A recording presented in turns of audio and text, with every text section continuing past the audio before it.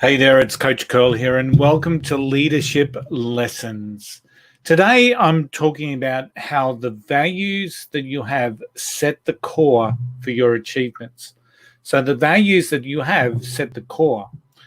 And I'm going to walk you through a slightly different values process to what I would normally take people through. And the reason why I'm doing this is because it's really interesting. Whenever you take people through a values process, they usually think about them in an aspirational way. They think about the values that they want to have. They think about those values that they want to live to. But the interesting thing is that where you are now is based around the values that you currently have. So to actually set the values that will be a guide to you in your life, it's actually very important to understand what your current values are. So step number one is to understand your current values. So set aside some time to write down what your current values are. So the current values in your life, not the values that you want to have. This is the values that you have. Because as I said, most people use values-based programs to write down the values that they aspire to, not their current values. But while that is the ultimate aim of any sort of values process, to create a values-based environment, a values-based culture, what's really important is to understand what's got us to where we are. So what are those current values that you have? Because that's determining your current results. So, and think about that. And sometimes that's really challenging us, because step number two is to go down and actually go through those values, those current values that you have, and work out how do they help you right now. It's time to assess them. So this is step number two. How do they help you right now? How easy is it to live those values now? Do they take you towards peak performance? Do they take you towards peak performance, or do they keep you stuck in the status quo? And if they aren't helping you, sometimes the real value is the one that's holding you back. So think about that. So you might have honesty as a value, you might have integrity as a value, but then your real value is the one where you may be looking for someone to support you. You may be looking to get some cheap money or a cheap win. That's your real value. It's not that integrity. It's not an aspirational value to have. But if you've got your hand out waiting for handouts, that's your real value, and that's what's holding you back. And that's why this process is actually quite different from a starting spot for most values programs that I've worked with, and most values programs that I've seen, because this is truly about understanding what your current values are. So if your current values aren't helping you, or if your values, your aspirational values, aren't getting you to where you are, so whatever it is that's holding you back is actually your real and your current value. So think about that. Slightly different. It blew my mind when I started to dive into this, but really that's the case. What is that value that's actually holding you back? Because if your value is on short-term gratification, for example, that's always going to be holding you back. So no matter how often you say to yourself, I'm here for the long run, I've got perseverance, I've got resilience, I've got all of these things that I want to have in my life as my values. But then when you jump on the computer, you dive into that rabbit hole of what's called YouTube, and you start looking at fluffy cat videos. That's your real value, and that's what's holding you back. It's really interesting. Once you've got a list of your real values, and it's really interesting. I'm not even talking aspiring values at the moment. I'm talking current values. This is where we want to get them into some sort of hierarchy, and we start to understand the depth of importance that they have within your life. Once again, challenging sort of a concept here, because when we're talking about depth of importance, we're actually talking about the impact that these current values are having on our lives. Now, There's not an ideal number that we're looking for here, but it is important to understand the impact that these current values are having on your life, because it's only then can we start to really identify those hiccups that we're having within our lives and to be able to work through a process to get rid of them.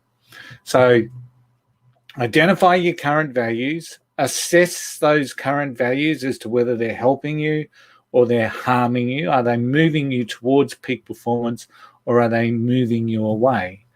And then really starting to walk through that hierarchical sense of what is the impact that these current values are having.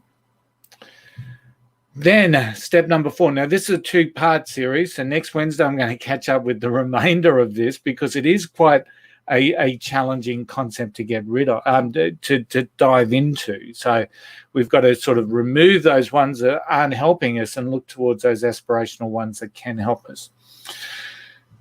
We want to look at those internal values conflicts, and we're all going to have them. We are all going to have them. So whether they're an aspirational sense of values or whether they're a current set of values, we're going to have some internal conflicts. I'll give you an example. Maybe you might have fun as a value. We all want to have fun. We want to all have an enjoyable and satisfying life. But you also might have a value of growth, for example. Now, the internal conflict there is, to get growth, sometimes we've got to sacrifice fun to get growth. Sometimes we've got to stretch into our discomfort zone to get growth. When we get into our discomfort zone, that's not a hell of a lot of fun. So we've actually got an internal conflict happening there with those two values, that we may potentially have, and we need to deal with that. Maybe you've got success as a value, but you've also got family as a value. Now, it's interesting because sometimes success within the workplace is almost in direct contradiction to living a balanced family life. So once again, that could be that could be a conflict in your values scenario. So that's something else that I really want you to think about, because that is challenging.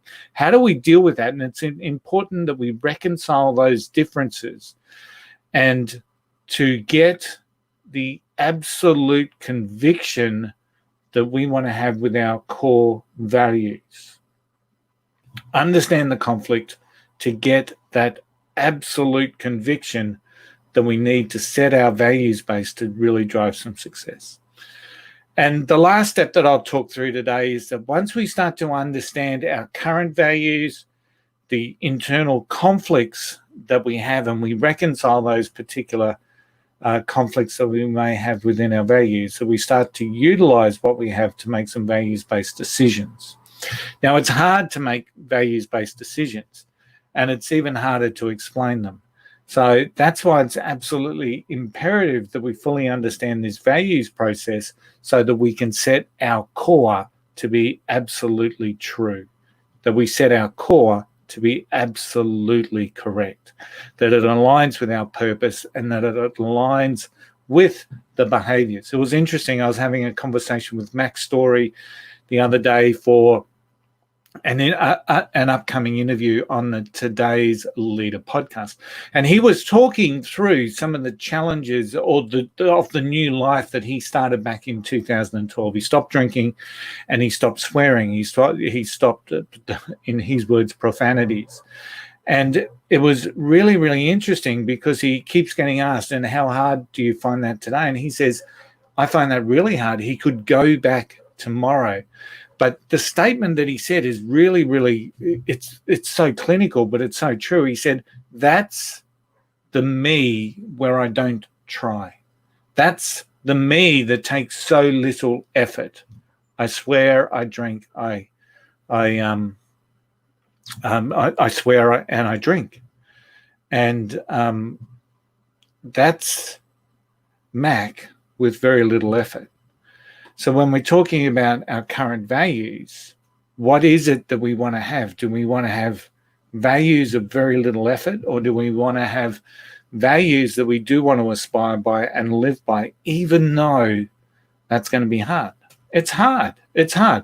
Think about that decision that Mac made to stop drinking and stop swearing. that was his life. That was his life. That's who he was. That's who he was with very little effort. And that's the way most people, unfortunately, live their life. He made the choice to make that tough decision every day to do those things, not drink and not swear. So it's a really, really interesting concept, because when you're thinking about those current values that you may or may not have, and those current values that are holding you back, it's tough to move from that into a values-based aspirational process and start thinking about how those values are going to help you succeed in life, and how every day those values become a guide for the decisions that you are going to make. Next Wednesday, as I said, I'll bring you the remainder of the discussion on how to drive and build that aspirational aspect. But between today and next Wednesday, please think about that. Please think about those current values, because those behaviors that you're exhibiting, those blocks that you have that are potentially holding you back from success, are the ones that you actually value. All right. So make that hard decision today to determine what those current values are. And next week, I'm going to share with you how we can work together to clear them out. I'm going to leave you with this and I know that you've got the courage to get in there and make these calls and make these decisions. And I'm sitting there and I'm encouraging you every step of the way. This is a really great quote that I want to leave you with today. When you rewrite your values, you rewrite your destiny. I'll see you all next week. Thanks for tuning in to Leadership Lessons.